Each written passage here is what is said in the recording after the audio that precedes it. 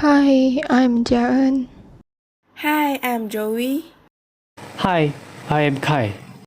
Hi, I am Angel. Basically, what is flood? A flood is an overflow of water that submerges land that is usually dry. Flooding is a research field of hydrology and has received great attention in the fields of agriculture, civil engineering and public health. An overview of factors that caused flood. Heavy rainfall, rapid snowmelt, overflowing river, storm surge. According to Flood Resilience Portal, Bangladesh is the country that most prone to urban flooding. This is because Bangladesh is a low-lying coastal country. It is crisscrossed by large rivers and is highly vulnerable to climate change, sea level rise and rainfall, which leads to frequent floods. So, what's the solution to reach out flood-free nation? Reforestation. Reforestation is a recovery project which involves replanting trees in the destroyed area. It is required to reduce the harmful effects created by humans. Apart from this, reforestation also can be considered as afforestation. Instead of reforestation, afforestation is a process of planting trees in a new and suitable area to prevent from natural disaster. So, why do we suggest this solution? This is because increase in population caused a large number of trees to be chopped down for the purpose of urbanization and industrialization. This increases the risk of flooding. However, reforestation can help to solve this problem. Forest may undergo 10% of water runoff, 40% of water evaporates and transpires, and around 50% of water infiltrates into soil. In urban areas, 55% of water flows out with 30% of water evaporates and transpires. However, only 15% of the total water is able to permeate into the soil. Every part of trees is helpful in reducing the flood risk. Leaves. Tree leaves part helps to evaporate the raindrops into the air before it reaches the ground. This helps in reducing large amounts of water directly flowing into the ground and causing landslides. Leaves also slow down the rate of water flowing into rivers that help to avoid overburst of river banks. Roots.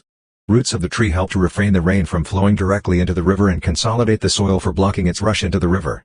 Too much soil on the riverbed may cause floods during heavy rains. Roots of the tree also reduce the speed of water flow towards the river, lakes and cities. During the rainy season, rainwater permeates into soil and is then absorbed by the root part that helps reduce the water speed and avoid damaging the downstream and flooding cities. So, how to implement reforestation to reach a flood-free nation? First of all, people should analyze an appropriate area to implement the reforestation project. They should avoid implementing the reforestation process in the area which might be used for development projects near in time, because tree requires a long period of time to grow. There are three main types of soil, which is sand, silt, and clay. The best soil for plants is loam, a combination of 40% of sand, 40% of silt, and 20% of clay. Loam not only allows oxygen to infiltrate but also holds nutrients well and retains water. Moreover, we can organize a countrywide planting event which encourages Malaysians to be involved in the event. People can take part with different activities such as participating in the planting event, providing seed, or donating money for buying the seed. Furthermore, we can create an app which can collect points when people buy things online. We can cooperate with the online seller to provide a platform for people to buy online and collect points for planting. Every RM1 can convert to 1 point and 5,000 points can redeem a real tree which we will help the consumer to plant in the reforestation area. The second solution to reach out flood-free nation is implement Sponge City. It is a concept proposed by Professor Yu Kongjian in China in 2015. What is Sponge City?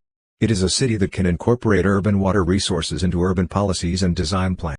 However, the implementation of Sponge City requires formal plans, procedures, and legal framework. So, why we suggest this solution? According to research, Sponge City makes urban areas absorbent, so it can absorb 15% of rainwater and then infiltrate it into the ground. In addition, Sponge City helps create more clean water for residents due to the natural filtration of water by green infrastructure. Moreover, Sponge Cities help reduce the burden on drainage and water supply networks, thereby reducing the risk of flooding. So, how to implement Sponge City to reach a flood-free nation? First, when building the city, it's best to free up part of the space for planting trees, building rain gardens, and parks. This means try to keep the whole city in a green state. Secondly, the city developers can plan to lay roof turf or green roofs on all roofs of houses or buildings because it can absorb 80% of the rainwater by buffering water in plants, substrates, and drainage layers. Last but not least, green pavement can be a useful method. This is because when rainwater returns to the ground, it can be naturally filtered when it passes through the green paved base layer.